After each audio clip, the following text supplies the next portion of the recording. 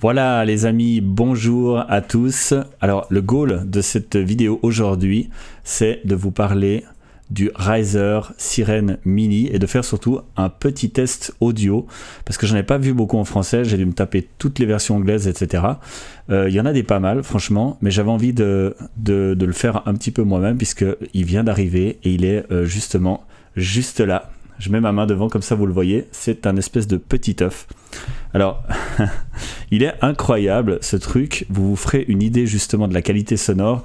Typiquement ici on a comment dire, un setup de base. Ce qui est incroyable avec ce micro, c'est que c'est totalement plug and play. Donc en gros il est fourni avec un support, je vais vous le montrer ici. Donc ça c'est leur site officiel, on voit donc justement cette espèce de petit œuf comme ça et le petit support ici qui vient avec son trépied. Alors naturellement moi je l'utilise pas comme ça, je vais vous montrer maintenant exactement comment je l'utilise parce que je le trouve trop bas. Alors ça c'est intéressant aussi de regarder ça.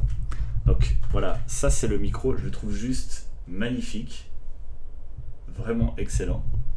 Voilà. Et moi je l'ai monté sur un support pour les blogueurs, justement, donc c'est un espèce de tripode comme ça. Voilà. Alors ce qui est intéressant aussi, c'est que je vais vous montrer les bruits de manipulation parce qu'il faut faire gaffe, c'est assez sensible.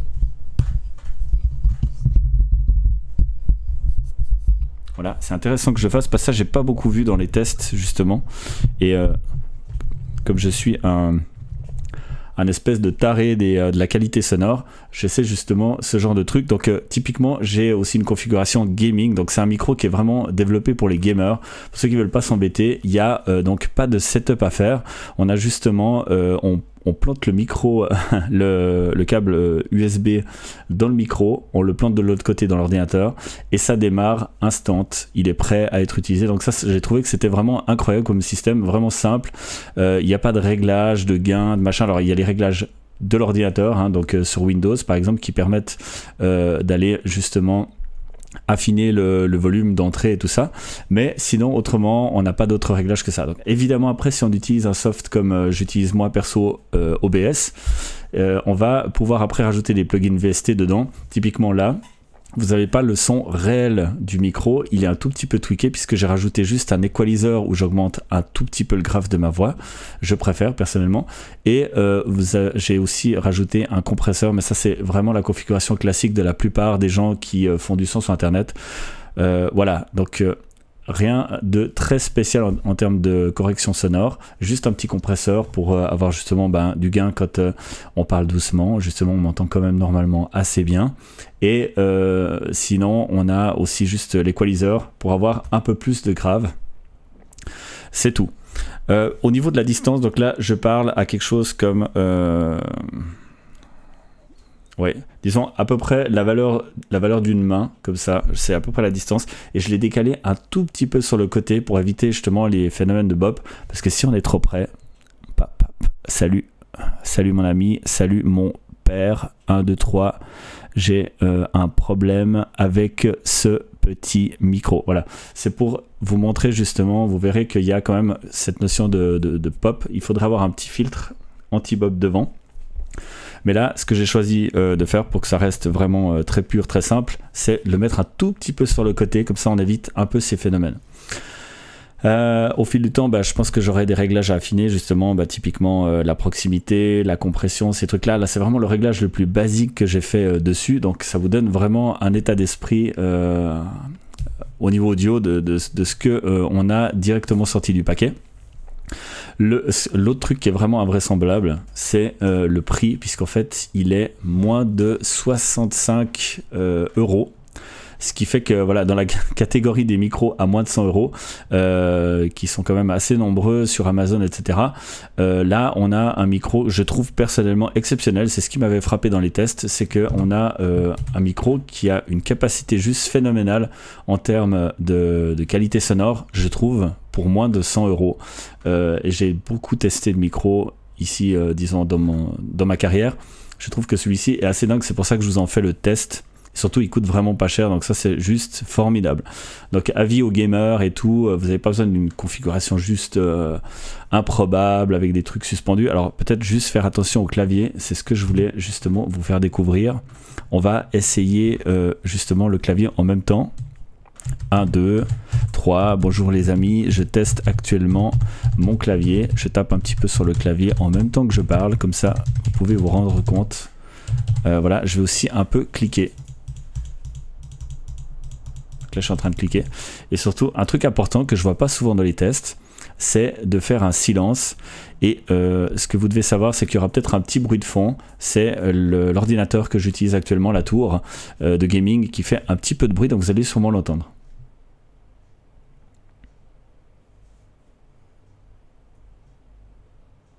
Voilà, comme ça vous vous rendez compte que de base j'ai pas détecté de bruit de fond. Quand je ne parle pas, on descend à moins 45 dB, donc ce qui est sur OBS, ce qui est assez qualitatif. Ça montre qu'il n'y a pas vraiment de réel bruit de fond de fonctionnement du micro, ça c'est très important. Par contre, évidemment, ma pièce n'est pas parfaite au niveau acoustique, et aussi on peut entendre un petit peu la tour, c'est perceptible. Voilà. Je vais essayer de vous montrer. Donc là je parle orienté vraiment vers la capsule, c'est une capsule cardioïde, donc ça prend vraiment que devant, et sur les côtés et derrière normalement on a de la réjection, donc je vais essayer. Voilà, 1, 2, 3, test du microphone. 1, 2, 3, test du microphone. Je parle un petit peu derrière le microphone. 1, 2, 3, est-ce que vous m'entendez? Voilà.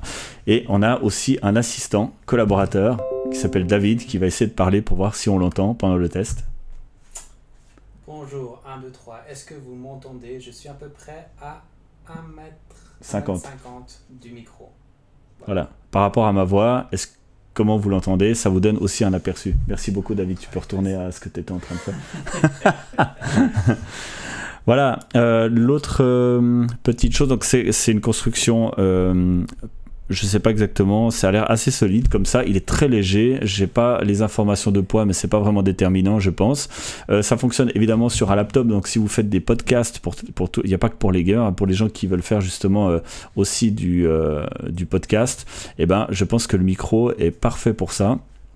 Et surtout du fait qu'il est vraiment plug and play, donc il n'y a pas de logiciel livré avec, il n'y a pas de truc dessus pour le muter ou simplement pour l'éteindre, ou il n'y a pas non plus de monitoring, donc on ne peut pas l'utiliser pour avoir un monitoring directement, il n'y a pas de sortie casque. Voilà, c'est vraiment un petit œuf de chez Razer qui habituellement en plus est un constructeur plutôt de matériel de type souris et casque, et là tout d'un coup, donc d'après ce que j'ai lu sur internet, il nous avait sorti pas mal de micros qui avaient pas vraiment passé la rampe, qui était un peu vraiment voilà, c'est un peu gadget, et là tout d'un coup on sait pas ce qui se passe avec ce modèle là, mais il a une vraie qualité sonore, et c'est ce que j'ai eu envie de vérifier, et je peux vous dire que je vais l'utiliser comme micro principal.